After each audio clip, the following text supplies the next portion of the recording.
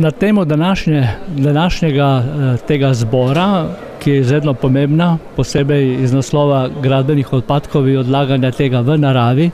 želim poudariti, da kot subjekt, ki delujemo v prostoru, ne samo da proizvajamo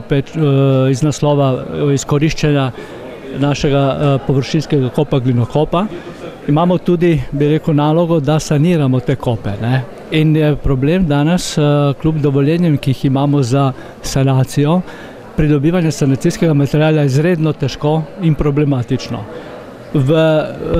luči tega obdelave gradbenih odpadkov vidimo to neko nišo, ne, ki bi nam pomagala za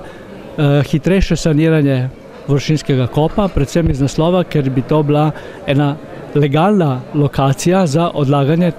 tovrstnih odpadkov. Govorimo predvsem o inertnih odpadkih ali pa kot nenevarnih odpadkih, kar na vse zadnje bi tudi prineslo ekonomske učinke v samem našem poslovanju. Z to problematiko se srečujemo predvsem iz naslova, ker imamo veliko ilegalnih lokacij, odlagališč pa legalnih imamo zelo malo. Mi bi pa želeli skozi normalno zakonodajo, kakor imamo sedaj, legalizirati to zadevo, kljub temu, da imamo dovoljenje za sanacijo tega glinokopa. Želimo, bi rekel, ne skozi to,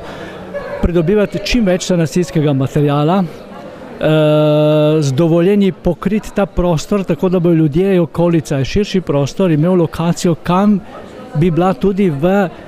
gradbenih dovoljenjih locirana kot lokacija za vse potencialne gradbene odpadke iz tega naslova. Zaradi tega želimo poudariti, da je tukaj predvsem zakonodaja dokaj neusklajena, predvsem gradbena pa rudarska zakonodaja, in vsa ta dovoljenja okoljevarstvena, ki jih je potrebno pridobivati iz naslova Zakona o varstvu okolja,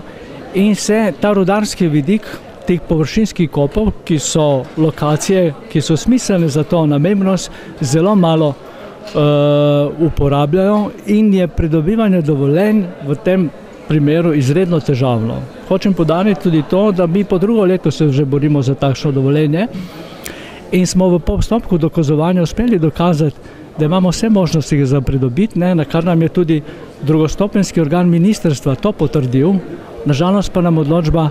za okoljevarstveno delo za obdelavo odpadkov ni bila izdana. Vmes se je spremenila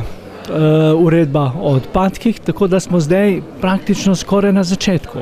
In si postavljamo vprašanje, mi si sami postavljamo vprašanje, čemu je ta zakonodaja namenjena, ali je namenjena samo, bi rekel, tistim, ki to zakonodajo pripravijo, piše, ali je namenjena uporabnikom prostoru, subjektom, investitorjem in na vse zadnje tudi, bi rekel, ne ekonomiziranju te države, ker